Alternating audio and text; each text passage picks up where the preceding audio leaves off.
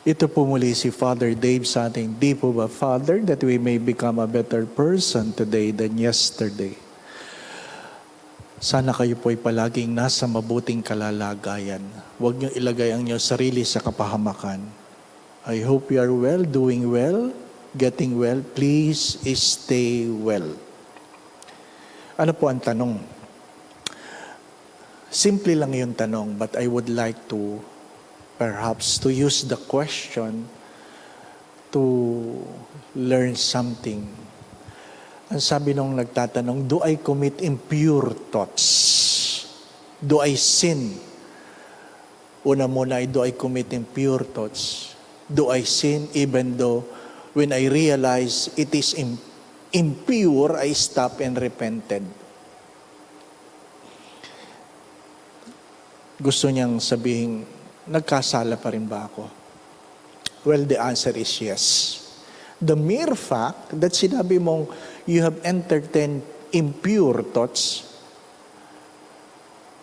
and you repented, you stop, ay nagkasala ka. Nagkasala ka.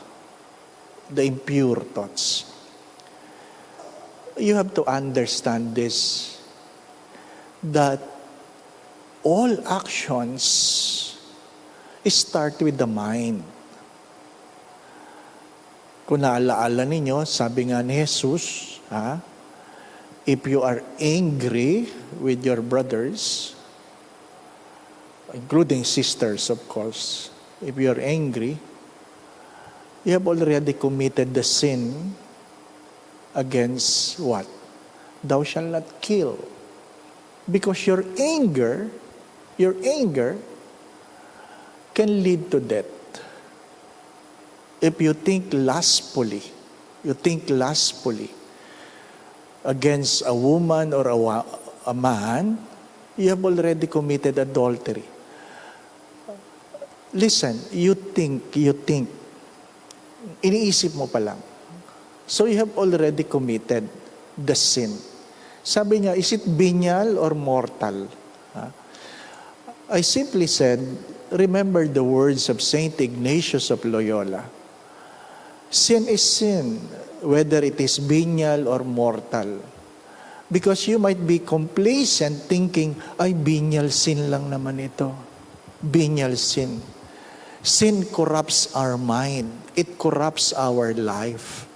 So, huwag niyo sabihin, ay, venial sin. Sin is sin. You call spade is spade.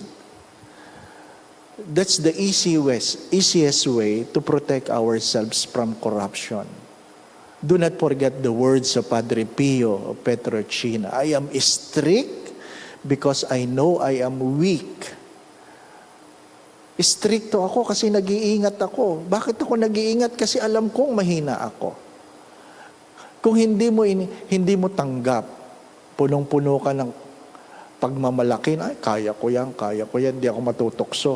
Ay, sinasabi ko sa iyo, the mere fact na sinabi mong hindi ako matutokso, natukso ka na.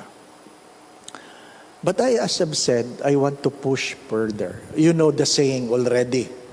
You guard your thoughts because your thoughts will become your words will become your action will become your habit becomes your character becomes your destiny.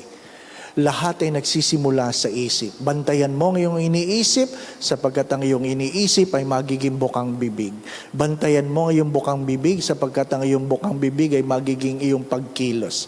Ang iyong pagkilos ay magiging iyong pag-uugali. Ang iyong pag-uugali ay magiging iyong pagkatao. Ang iyong pagkatao ay siyang iyong bukas. Ang iyong bukas, ibig sabihin, nagsisimula sa laman ng iyong isip. Kung walang laman ng iyong isip, wala kang bukas. Para madaling maintindihan. Ngayon, ano ibig kong pagtuunan ng pansin? As I've said, actions begin with the mind. So what comes to your mind? Preoccupation of the mind. Laman ng isip. Whether good or bad, please listen. Preoccupation of your mind. Laman ng iyong isip. Whether good or bad, you begin to ritualize it. Ritualize. Ano ibig sabihin ng ritualization? Hindi yung misa. You ritualize your thoughts. Meron ka ng senaryo sa isip mo, di ba? Paano mo gagawin yan? Ha? Bago naman lahat yan, paano ba natin gagawin? You ritualize it your mind. You imagine it. Because if you can never imagine it, you will never become it. So, whether good or bad, the preoccupation of the mind becomes a ritualization. You ritualize it. Paano ko gagawin? Lahat ganon. Paano ba? Paano ba makakarating doon? Doon, ang daan, ganon, ganyan. I-ritualize mo.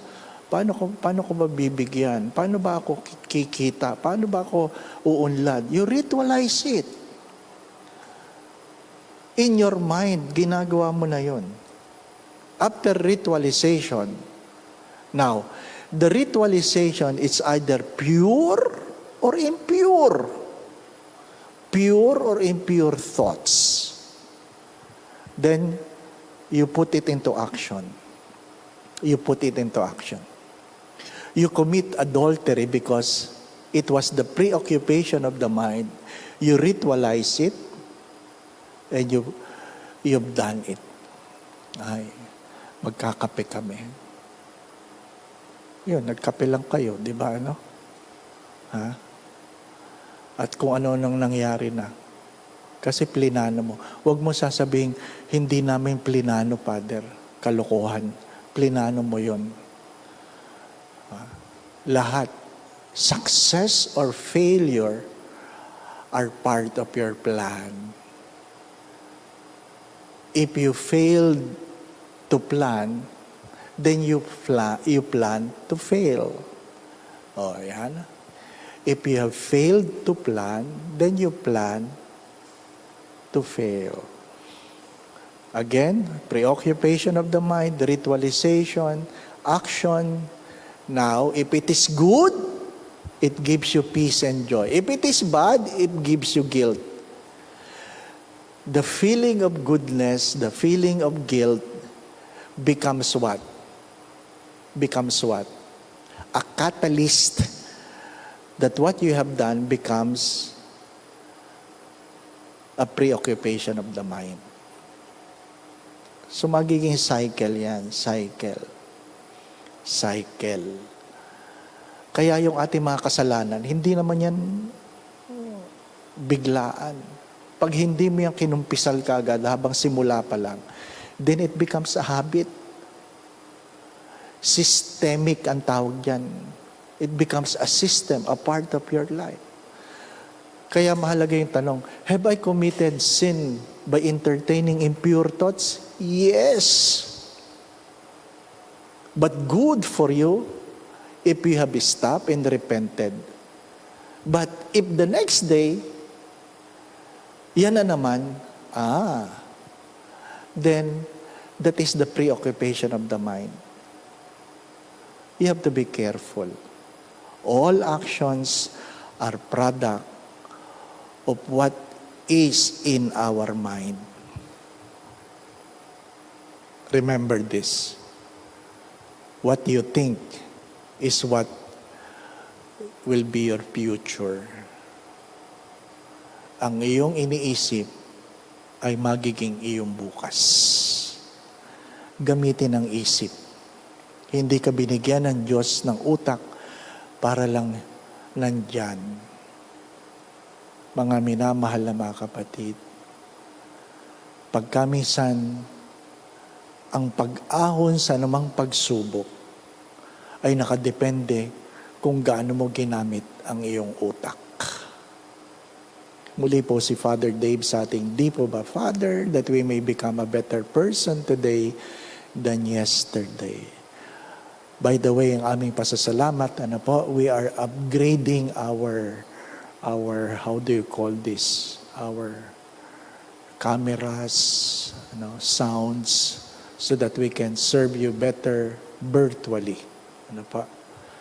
Virtually. So, hopefully, we'll be able to make it better. Ano po?